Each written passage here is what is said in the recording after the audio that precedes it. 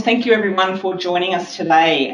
All of these pre-federal election 2019 webinars, ACCO is delighted to be able to present the thoughts of a number of our key strategic partners about what the really big calls that need to be made by the next Australian government are in relation to the wellbeing of children and young people.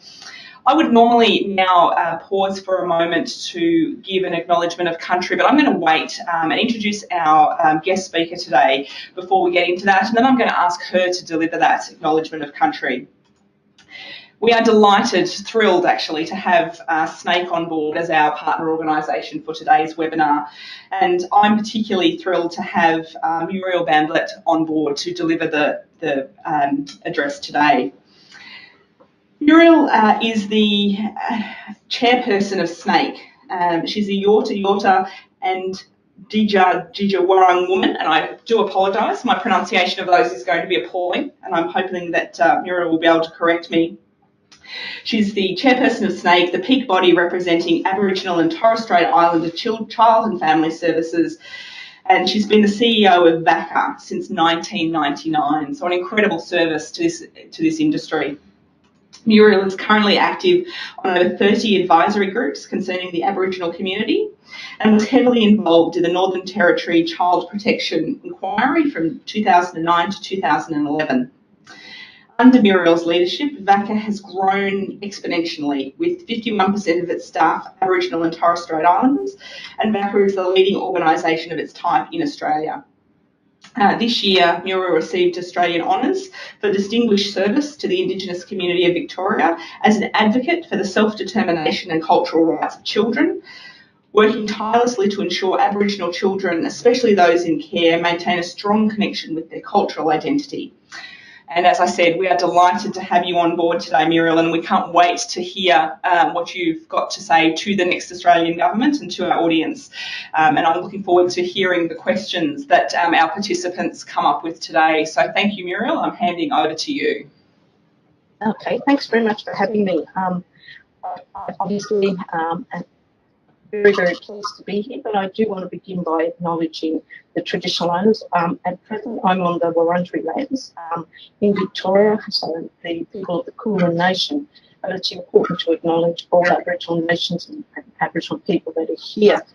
I really thank you for the opportunity to present on what I believe is a really critical issue, and that's the issue of children, and the opportunity to participate in this webinar, and particularly to give SNAICC's priorities with regard to the federal election policy priorities. So I've prepared a presentation, so I might begin straight away and give an opportunity at the end for questions. So if that's okay, I can begin now. Yep. Okay, so what I wanted to cover in this really is to talk about SNAICC. So the Secretariat for National Aboriginal and Childcare really was established to address issues affecting Aboriginal and Torres Strait Islander children. And so we're really an organisation that is established to take that issue to the national level and have them addressed there. In this presentation, I'm going to discuss SNAICC's key election priorities ahead of the upcoming federal election in May. I'll explain why each of our key tasks are pivotal for ensuring that our children grow up safe, healthy, happy and connected to family, culture, community and country, something which I'm committed to every day of my career. So it's really important. So about SNAICC. SNAICC is the national voice for our children. SNAICC was established many years ago. We were established in 1981. We work for the fulfilment of the rights of our Aboriginal children, in particular to ensure their safety and cultural safety as well as their overall wellbeing and safety. We commit to the development and wellbeing of Aboriginal children. As I said, we were formally established in 1981, and today we represent a core membership of Aboriginal and Torres Strait Islander community-controlled organisations from across the country who deliver both on child and family welfare and early childhood education and care services. I wanted to go through the issues, and most people know the issues. We know about the overrepresentation of Aboriginal children, but What most people don't know is that the majority of Aboriginal and Torres Strait Islander children grow up in supporting, loving and positive environments. They grow up connected to their families, communities and cultures. But we know that too many Aboriginal children continue to experience significantly higher levels of disadvantage than non-Indigenous children. Our children now are 11 times more likely to be living in out-of-home care than other children, and in some states and territories, that overrepresentation is significantly higher. If you look at Western Australia, 55% of the children in care are Aboriginal. In 2015, Aboriginal and Torres Strait Islander children were also approximately 2.5 times more likely to experience developmental vulnerability than non-Indigenous children. And this was on 2 or more domains in the first year of full-time education. So that means that developmentally they're already behind. And our children are accessing early years services at half the rate of non-Indigenous children. So access to early years, school readiness, all this indicates that urgent systemic changes are needed to ensure Aboriginal and Torres Strait Islander children have every opportunity to thrive. So the next slide looks at the ratios, and if you look at the ratios, looking at how we compare developmentally with non-Aboriginal children, and you can see this shows where the difference and how Aboriginal children are not developmentally ready in the first year of full-time education. So that's a significant issue for SNAICC.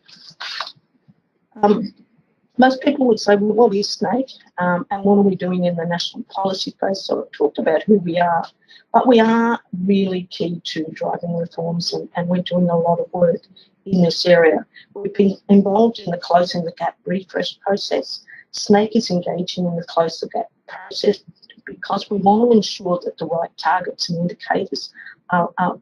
Previous targets were predominantly around education and health, but never has there been a child protection target as fallen to Commonwealth to address, because it's always been viewed that that's a state or territory issue.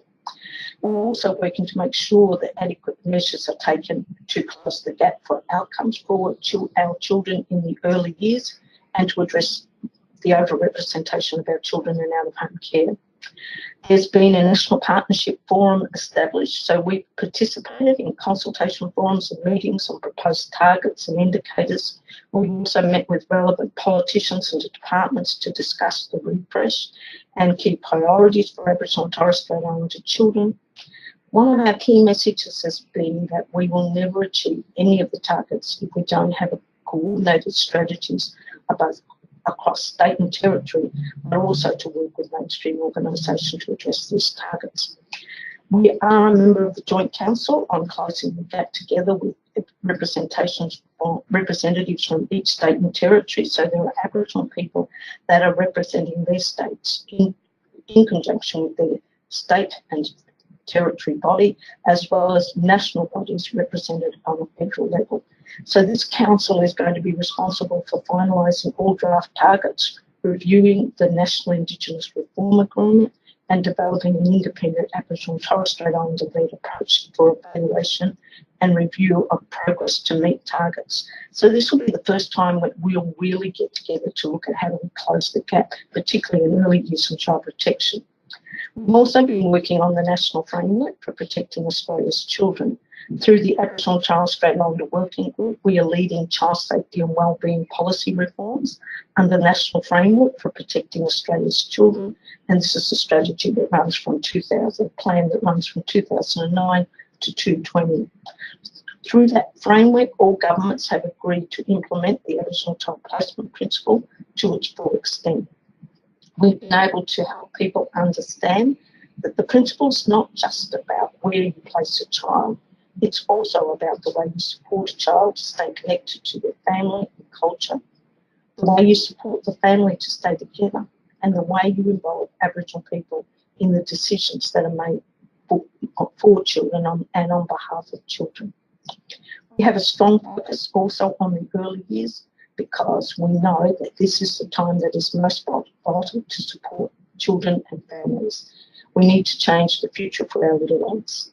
SNAICC advocates strongly for quality, culturally safe and holistic early childhood education and care, and family support services, and we celebrate the amazing achievements of our multifunctional Aboriginal children's services and Aboriginal children and families centres. Many would have heard of Family Matters. We ably and capable, led by Natalie Lewis. We lead the Family Matters campaign, the national campaign to eliminate the overrepresentation of our Aboriginal children in out-of-home care within a generation. Each year, the Family Matters report measures government's progress to turn the tide on this overrepresentation. We use this report as an advocacy tool when meeting with politicians. SNAICC also has a strong political advocacy voice. We regularly engage with federal politicians and government departments to advocate for the protection of the rights of our Aboriginal and Torres Strait Islander children. We also engage in advocacy through the United Nations. For example, Australia is currently being reviewed before the UN Committee on the Rights of the Child, and we have provided submissions to the committee to inform a report that will assess Australia's child rights performance in September this year. SNAICC, through Natalie Lewis, recently attended UN National Children's Commissioner Megan Mitchell. This is a key part of our work. So SNAICC also has a number of federal election priorities, and that's, I guess, the key to our conversation today. We've developed 8 evidence-based solutions or priorities that we are calling on all political parties to commit to. For us, action must be focused on prevention and early intervention. We need to heal the damage caused by discriminatory policies and practices, and we need to empower our families and communities to care for and protect our future generations. And I'll go through each of the 8 priorities one by one.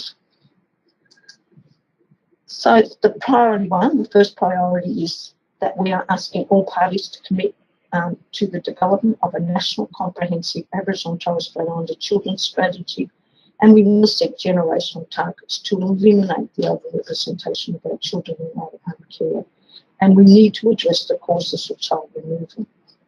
The Closing the Gap Refresh has considered a target to eliminate overrepresentation. It is critical that this target and accompanying indicators relate to addressing the causes of overrepresentation. We know that many children come into care because of drug and alcohol family violence. Those are the things that we need to address. But a target alone is not enough to drive the scale of coordinated action required. The National Framework for Protecting Australians' Children is nearing its end date in 2020. And while the framework's focus on priorities for Aboriginal and Torres Strait Islander children has improved in recent years, it has proved inadequate to achieve substantial change for Aboriginal and Torres Strait Islander children. The level of removal of Aboriginal and Torres Strait Islander children from their families can genuinely be described as a national crisis. The urgency of ending overrepresentation will only be acted on at the pace required if the Commonwealth, state and territory governments all commit under colour to generate generational target and strategy that is co-designed with relevant Aboriginal and Torres Strait Islander peaks, state and territory representatives. Our experience and research indicates that ad hoc piecemeal approaches will not see sustainable improvement. We need to achieve fundamental change in outcomes, and that requires implementation of holistic, evidence-based solutions through a coordinated national approach. The scale and impact of this issue, as well as the complex structural nature of the required solutions, spans both state and territory state and territory powers and multiple departmental responsibilities. The Family Matters campaign roadmap has identified the building blocks for success, which I'm very proud of, and I think we should all be proud of what SNAICC has done in this area. And this can be utilised to create a policy and practice framework, and outcomes and evaluation framework, and accountability mechanisms for this strategy. So it's all there, it's all in the framework. So the second ask is the establishment of an independent and empowered federal Aboriginal and Torres Strait Islander Children's Commissioner. The scale and specificity of the issues impacting on Aboriginal and Torres Strait Islander children warrants such a role. We have one in Victoria and the achievements have been amazing. He's reformed the whole of our system. If genuine self-determination and genuine Aboriginal and Torres Strait Islander co-design is to emerge, then formal rules must be established for Aboriginal and Torres Strait Islander people to oversee and guide policy development and implementation. A National Commissioner would be essential in providing Aboriginal and Torres Strait Islander leadership to support Aboriginal children and families on the one hand and department transformation on the other, shining a light on issues, brokering solutions and monitoring progress to implement change. They work alongside Aboriginal and Torres Strait Islander peak bodies could provide significant assistance in informing policy reform, models of best practice, and to ensure a culturally respectful child and welfare system that's centred on the well-being of all children and the safety of all children, including Aboriginal and Torres Strait Islander children. In Victoria, as I've said, we've seen how effective this role can be. SNAICC is currently exploring what powers and functions a federal commissioner should have to effectively advocate for the children's rights and children's needs. The system reveals that there are many failings. We need that. We need to support our children, and the government needs to respond to these very important needs. So if I go now to priority 3, obviously this is something that we've been talking about on the national level for so many years, and our third call is for parties to commit to a 50% federal budget increase to family support and reunification services for families at risk of or recently experiencing removal. Targeting Aboriginal and Torres Strait Islander community-controlled services is critical. There continues to be a decreasing proportional investment in early intervention. In 2016 and 17 financial year, just 17.4% of child protection funding was spent on family support services and intensive family support services. Now, this is not based on some states do much better than others, so it's not equitable. That's a national 17.4. There's also inadequate funding for reunification services. We know that the further into the system that Aboriginal children go, the further the overrepresentation. How important is reunification up front? We need an increased investment in evidence-based and culturally safe services.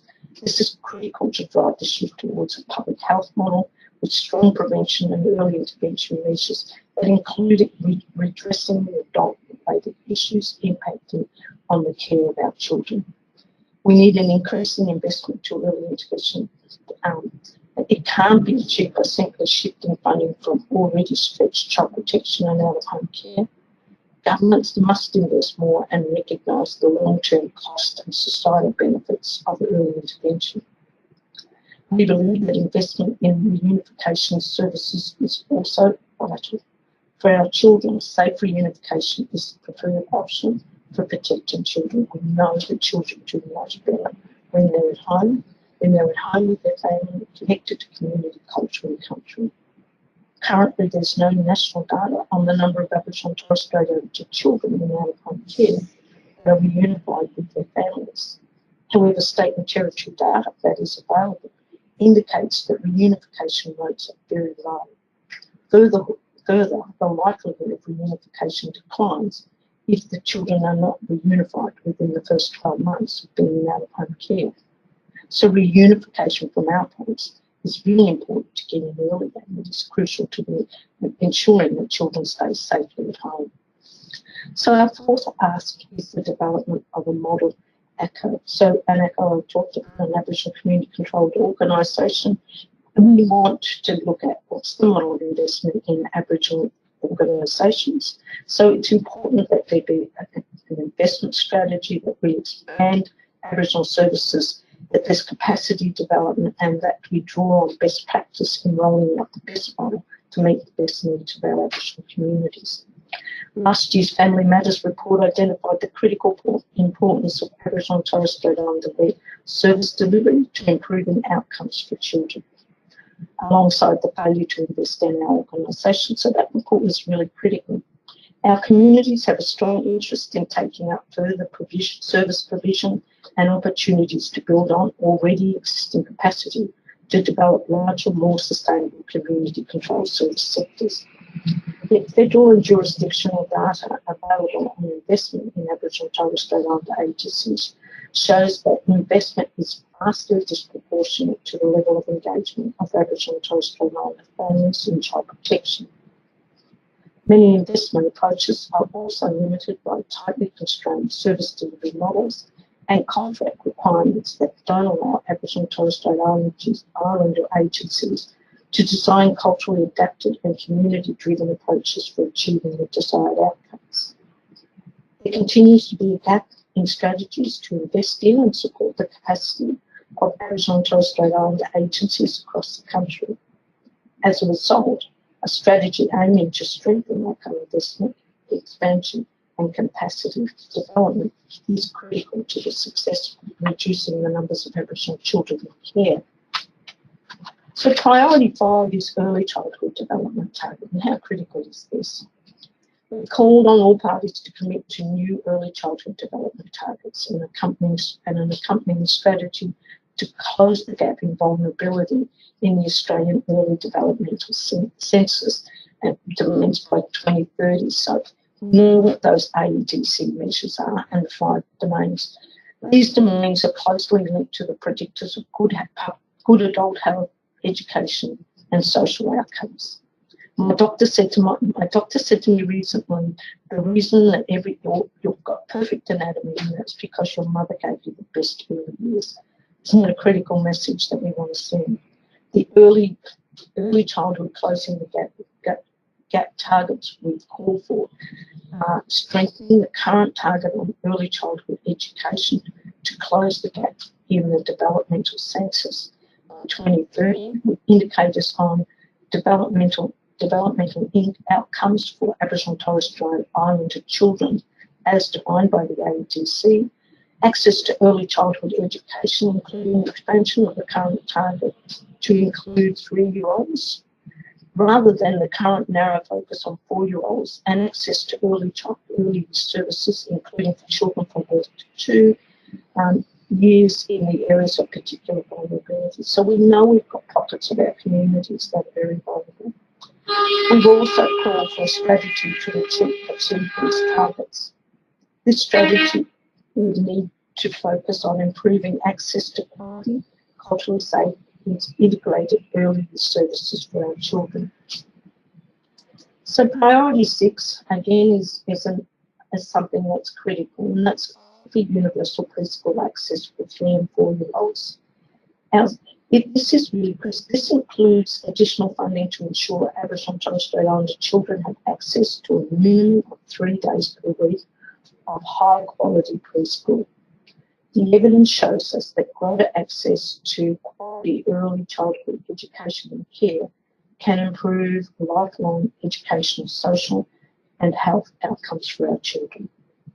The rate of preschool attendance in the year before primary school is comparable for Aboriginal and Torres Strait Islander. Needs to be comparable between Aboriginal and non-Aboriginal children. And with regards to our Aboriginal and Torres Strait Islander children aged between 3 and 5 years, the enrollment in preschool program is just 46.3% across all Australian jurisdictions, compared to 54.8% for all children.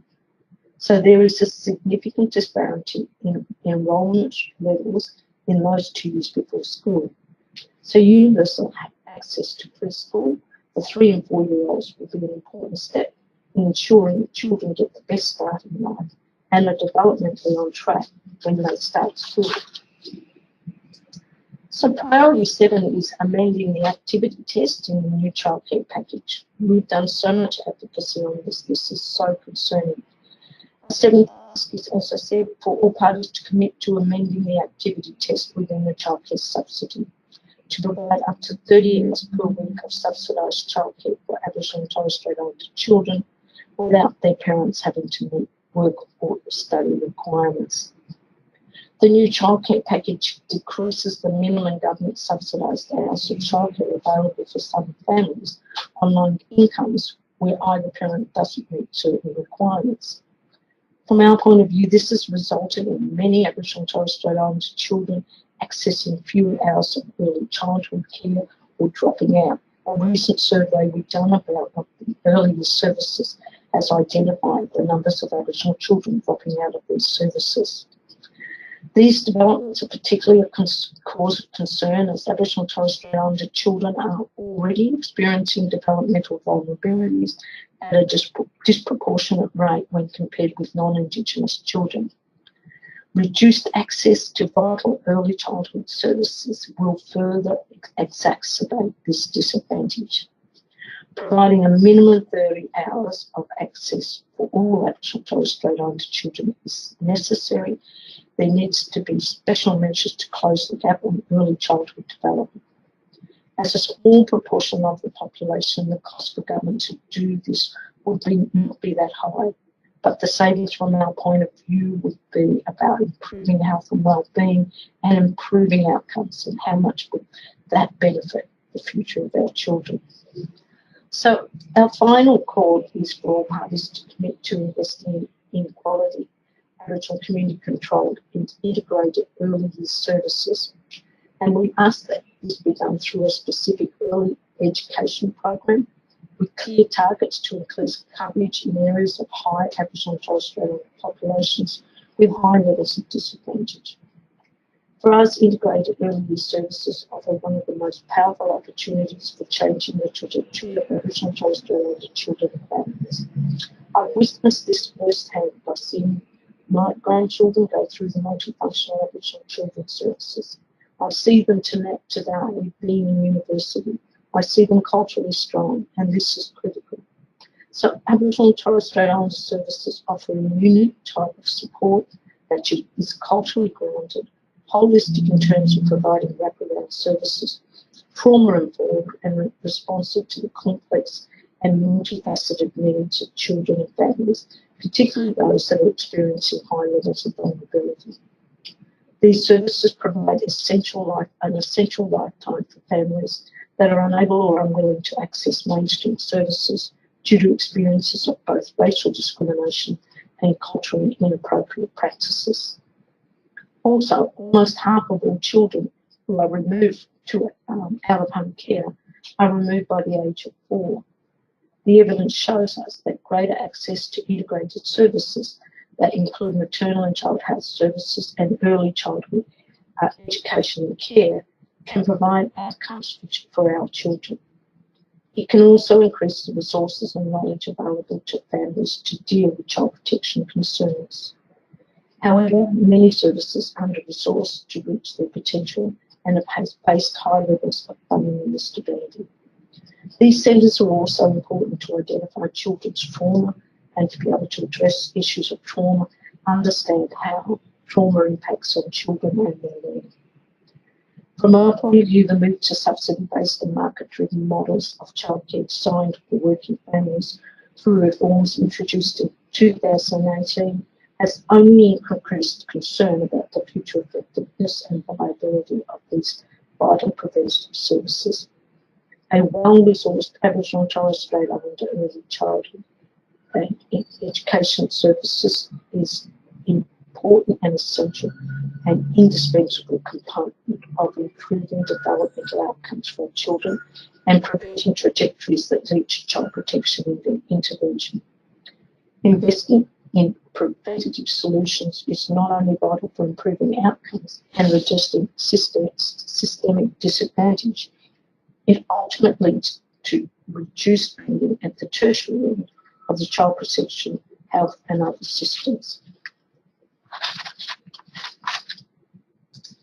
I really want to thank you for taking the time to hear about the evidence-based solutions needed to change the trajectory of our children. It is important that you join us in calling all political parties to commit to these priorities. We want that you share our election brief with your networks as widely as possible, that you share it through social media, through your newsletters and other avenues. These are not just our children, they're Australia's children. Our election brief can be found on the SNAICC website. We want to build our election ask into your election advocacy and strategy, into your submission. We want your key messages to carry our messages, and in all your activities. Join the Family Matters campaign by signing a statement of commitment and pledging to work in ways that promote the Family Matters principles. You can do this by visiting the Family Matters website. The website links are on this PowerPoint presentation, which will be available to you to access. Can I take this time to again to thank you very much for listening and thank ACCO and for absolutely you're an amazing organisation. I just want to thank you for what you've contributed to Australia as a whole and what you've contributed to Aboriginal. Thank you very much. Thank you, Muriel. It's Paul from ACCO. Thank you very much for that comprehensive presentation. Very powerful stuff. And we haven't had that many questions. I think a few people are having difficulty hearing. We apologise for the audio quality. It's just the vagaries of the internet over which we're doing this. We apologise for that. We'll do our best to clean it up if we can when we put the recording up later on. I guess we really only have one question here at this stage, and that is what sort of hearing are you getting from the parties generally, and what sort of hope do you have of an outcome? I think there's been, I guess, a lot more interest from the opposition. The opposition have committed to hold a summit within the first 100 days to call together key stakeholders to address the issue of over-representation of Aboriginal children. I think from the early years, lots of talking at the moment, but nothing in actual policy commitment. So we're really lobbying hard. I think a lot of people are putting their eggs into the close the gap conversations and getting those targets up. But I just worry that if we don't address some of the current issues, if we don't have input to the national plan, if we don't think about the United Nations and all of the work that we're doing at the rights, if we don't think about the national commissioner, if we don't, all those things don't happen, we could go back to plans that don't close the gaps and work that never changes the trajectory of Aboriginal children. And on closing the gap, very happily, a number of organisations, including yours, have now got a seat at the table to do the refresh. Yeah. Just for those of us who don't understand the process very well, if there's a change in government, will the process continue? Yes, look, both sides of government have committed. Our co-chair, Pat Turner, who's the CEO of NACCO, has been working closely with both sides of government to engage them, both sides. Obviously, signing, once the Commonwealth Government signs up with one state or territory, then there's a COAG commitment. So now there is a formal COAG commitment to a national partnership forum. So at the moment, we've got a forum where each state and territory is represented in Close the Gap, so by an Aboriginal person and a state or territory rep. And at the Commonwealth level, 4 national peak organisations are involved in establishing a joint council on Close the Gap, the first ever. So this is an opportunity for Aboriginal people to be able to be at the table. And so both sides of government, we're now beginning the partnership work. We'll be starting to look at all of the national Indigenous reform agreements. We'll be starting to look at previous auditor reports and start to look at how do we actually now start to look at getting really meaningful indicators and holding have the governments commit to those and set accountabilities within those. But I really don't want to forget as well that, early years, as we have gone so far backwards in Australia as far as our commitment to Aboriginal early years. So it really is critical as well in Close the Gap that we start to look at how do we actually as well strengthen our focus on the early years and what that looks like for Aboriginal children. Thank you, Muriel. We've been involved through the Strong Foundations Partnership in some work around the first 1,000 days, and to say that ACCO supports are focused on the early years would be a gross understatement. So we have fully agreed on that. Listen, we'll finish off with one question, and it's just an operational question. You may have mentioned that, as I say, the audio is a bit scratchy, and again, to our audience, I apologise for that. We've just been asked, where can people find on your website the 8 election priorities so that they can share them with their MP and anyone else? Yeah, I mean, we've at the end of our presentation, we've got the SNAICC website where to get that. So all of that is on our SNAICC website. So if you put SNAICC National Voice for Children, it'll come up at our website, and it's all on our website. All of the family matters around, you know, our brief on our election asks, all of those submissions, strategy, key messages are all up on the SNAICC's website. All right. Thank you, Muriel. We'll wrap up with that. No. So much again for Thanks very much. presentation. For those who are listening, we'll put the video and the slideshow up. We'll record that and we'll make it available hopefully later this week. And for those who look at our e-bulletin, our Friday weekly e-bulletin, the links are there to not only this webinar, but the 2 or 3 that preceded it, and also registration details for those that are yet to come. And next week we'll be hearing from the Consumers Health Forum about what they want the next Australian government to do in terms of health outcomes for all Australian kids. So please tune in again next week. I think we're halfway through the series of election special webinars now. Very important opportunity for our sector to get together and swap ideas on what the coming election and the next Australian government needs to be doing to drive better welfare outcomes for our kids. Again, Muriel, thank you. You and SNAICC. No, thank you. Thank you for today's presentation. Thank you, Muriel. And we wish everyone a good afternoon. Thank you. Thank you.